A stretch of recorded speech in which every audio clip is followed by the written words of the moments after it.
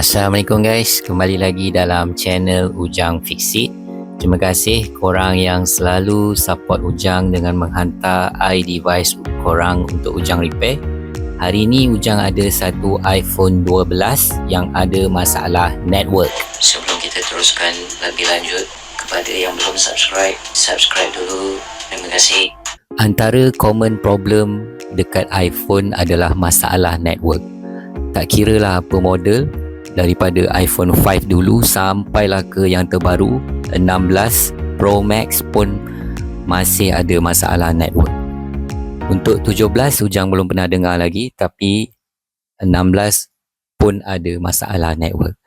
So kalau korang ada masalah network dengan iPhone korang macam ni, no service. Nampak tak? No service. Korang boleh je hantar kat Ujang, tak ada masalah. Tak kira daripada model iPhone X, 11, 12, 13, 14, 15, 16.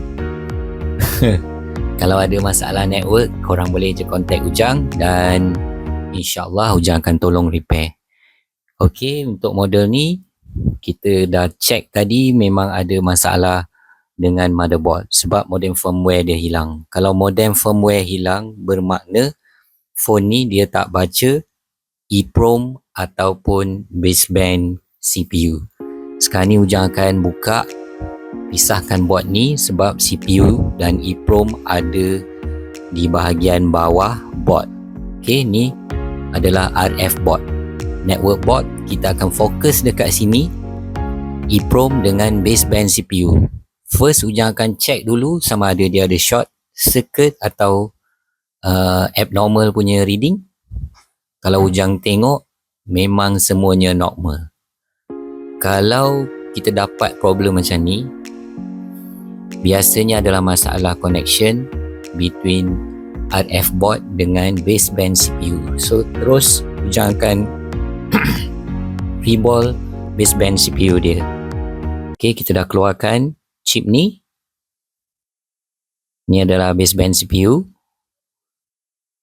RF board ni kita akan bersihkan supaya tapak dia reaktif balik. Dan kemudian kita akan reball baseband CPU ni. Setiap phone masalah dia berlainan ya. Tak semestinya sama macam video yang Ujang buat ni. Technician kena pandai check dulu sebelum proceed to next step. Tapi yang model Ujang ni dia semuanya normal, so kita boleh proceed dengan reballing baseband CPU. Lepas dah reball, align dia balik, pasang dan make sure semuanya ok. Dan kemudian kita akan cantumkan balik board ni. Dan lepas sejuk nanti kita akan pasang dan try sama ada problem kita ni solve atau tak. Repair macam ni dia akan ambil masa like 1-2 hari Ujang tak akan buat benda ni on the spot sebab Ujang akan test dulu, try network dia function tak, stable tak. Kalau semuanya ok, baru Ujang akan bagi tahu customer yang phone dia dah boleh ambil. Ok, kita tengok dah ada line, cantik, masalah selesai, Alhamdulillah.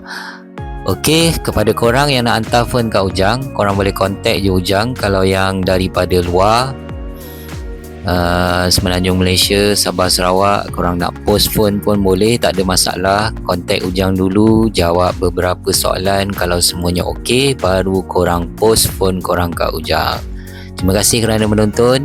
Jangan lupa like dan subscribe. Untuk korang yang nak tengok video full repair ni, Ujang akan upload kemudian. Ni adalah short version untuk model ni. Sekarang Ujang akan upload 2 video, satu yang versi pendek dan satu yang full repair. Ujang akan upload kemudian ya. Terima kasih kerana menonton. Kita jumpa lagi dalam video akan datang. Bye bye.